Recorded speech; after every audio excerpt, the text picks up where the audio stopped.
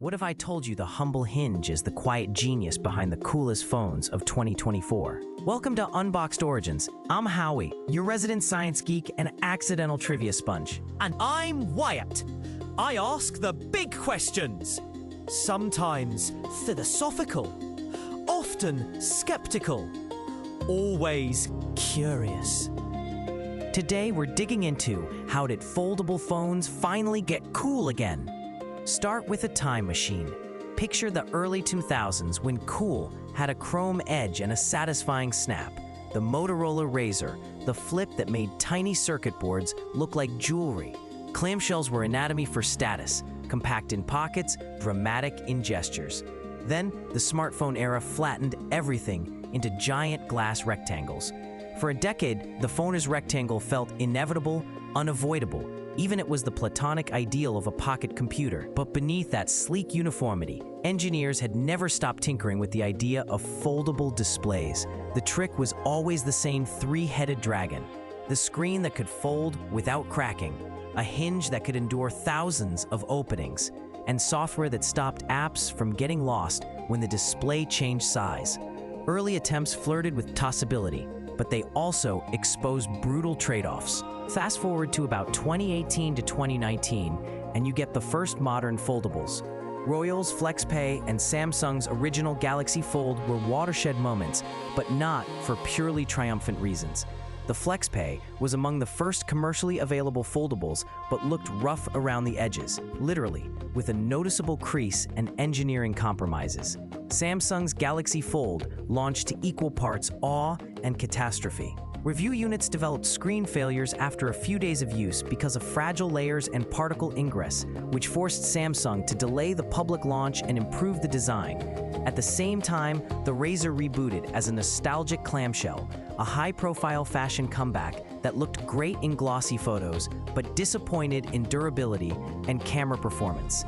People loved the idea, but complained about creases, flappy innards, and extraordinary price tags. That was the rising action. The industry had lit the torch, but the flame kept going out. So what exactly changed in the second act? Two things: material science and hinge mechanics. Manufacturers invested heavily in ultra-thin glass, UTG, chemically strengthened glass made thin enough to flex, which, when paired with flexible polymer layers, behaves remarkably well. Instead of folding a single brittle sheet, engineers layered glass, adhesive, and polymer so the fold is distributed across materials. Concurrently, hinge design matured. Early hinges were basically mechanical compromises. Later generations engineered sweep mechanisms and tiny brush-like seals to keep dust away from the folding radius. Samsung's engineers, for example, developed multi-gear systems with cams that help close the gap between panels and create a nearly flat plane when unfolded. The hinge became an act of choreography. Microgeometries that guided the glass to bend at the correct radius and then settle so the crease is less pronounced. Yield improvements in manufacturing meant fewer dead-on-arrival devices and better quality control. Suddenly, the screen didn't just fold, it stood a chance of surviving the rest of your life. But durability wasn't the whole story. As the hardware matured, camera systems and software leapt forward in tandem. Early foldables often sacrificed camera quality because the engineering budget and internal space had been sucked up by the hinge and flexible display. When phone makers finally made room for more serious sensors, computational photography did a lot of the heavy lifting. Bigger sensors, multi-frame processing, improved optical image stabilization (OIS), and on-device image processing meant the foldable camera could approach parity with many traditional slab phones. Software solved another practical problem: app continuity. Android introduced foldable-friendly APIs beginning around Android 10 and improved support in later releases, notably Android 12L and beyond. While OEMs like Samsung built adaptive UIs that let apps seamlessly reflow when you open or close the device, developers began optimizing popular apps to make multi-window productivity feel natural. On a Z Fold, you could be watching a video, flip into a bigger canvas, and have everything look like it belonged. That technical marriage, solid imaging plus responsive software, turned foldables from novelty props into usable tools. Aha! Here's a twist people tend to miss. The Renaissance wasn't purely a tech story. It was a cultural one. The hinge engineers delivered the goods, yes, but the market only turned when influencers and fashion culture decided to make folding a performative act. A phone that folds is not just a phone, it's a gesture. Open it on camera and you get a satisfying micro performance. Influencers realized this and created content around the motion. The flip, the reveal, the look at me moment.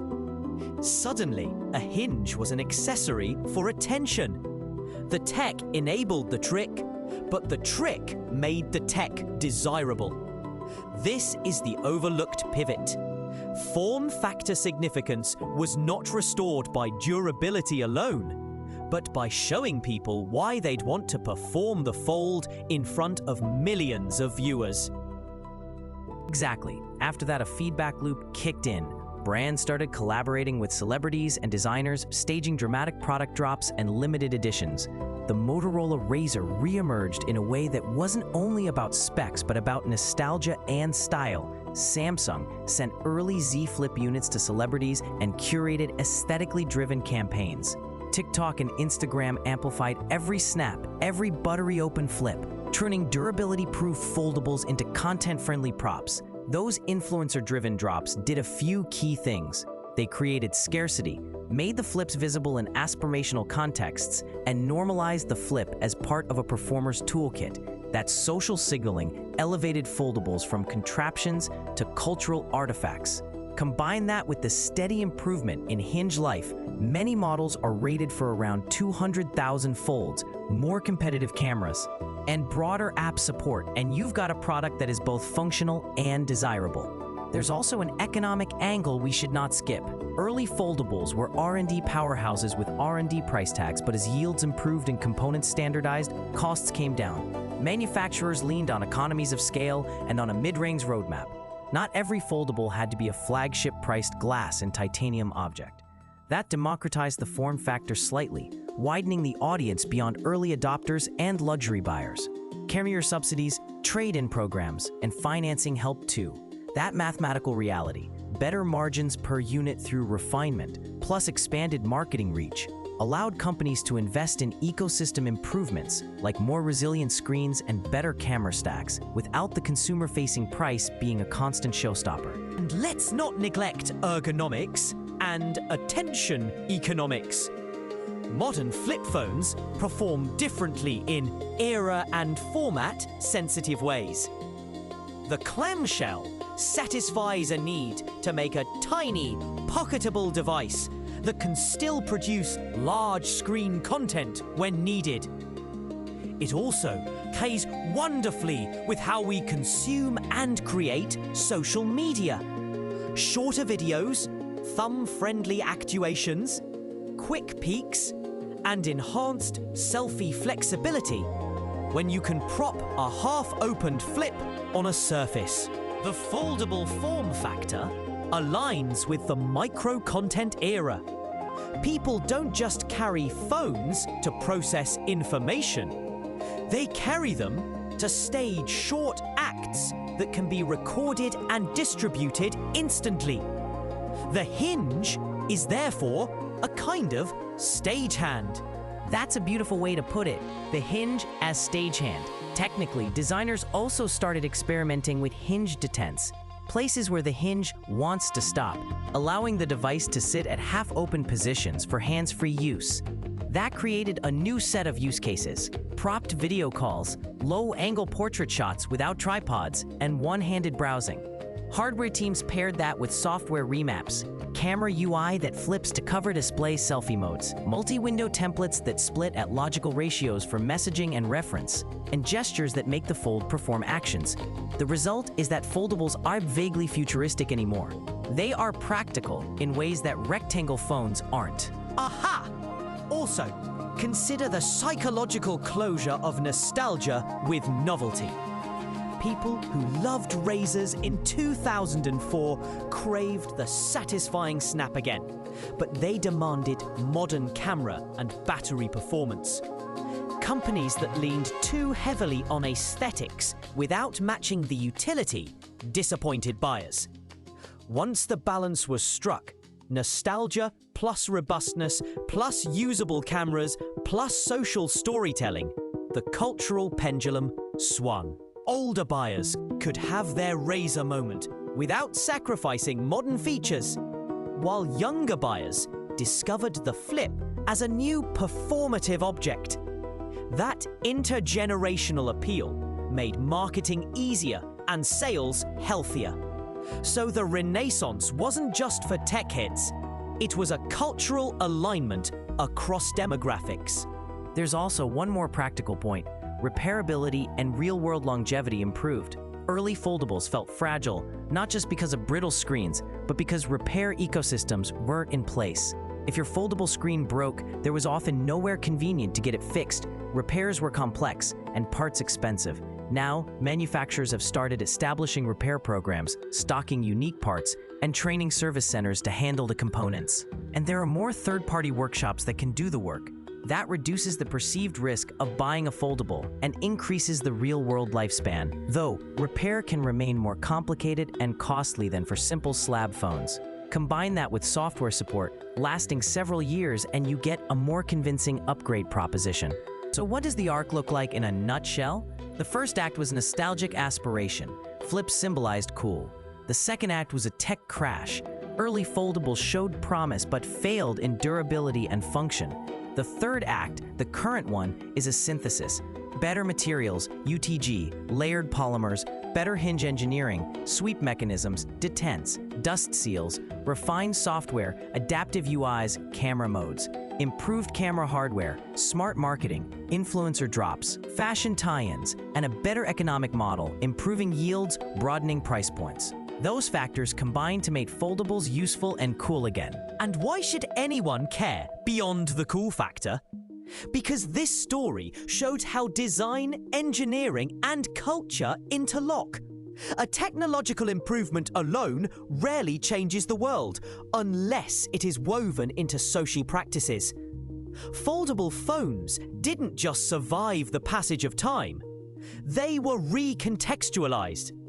They became tools for new kinds of content, symbols of personal style, and practical multi-mode devices. The hinge isn't merely mechanical. It is a bridge between utility and ritual. It's a pocket ritual for the smartphone era. To put it plainly, the hinge fixed the engineering, the camera and software fixed the usability, and influencer culture fixed the desirability. Each of these alone would not have brought foldables back. Together, they created a product loop, better tech enabling better content, which in turn made the tech desirable enough that makers could justify better tech. That feedback created the commercial and cultural momentum we see now. So the takeaway?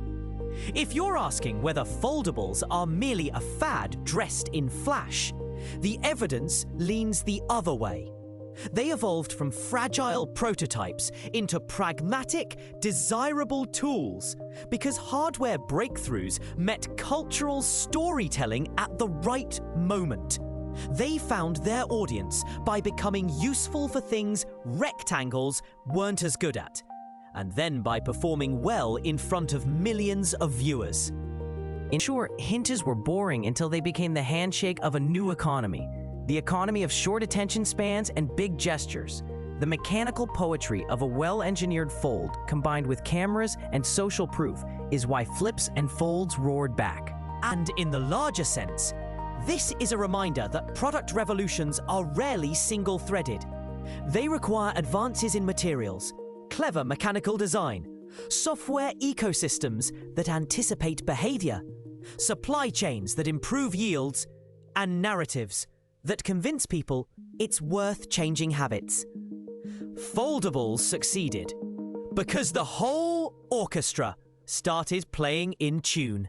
If you like this deep dive and want more little origin stories about things you use every day, hit that like button, subscribe, and share this video with your favorite hinge-obsessed friend. What if I told you the humble hinge is the quiet genius behind the coolest phones of 2024?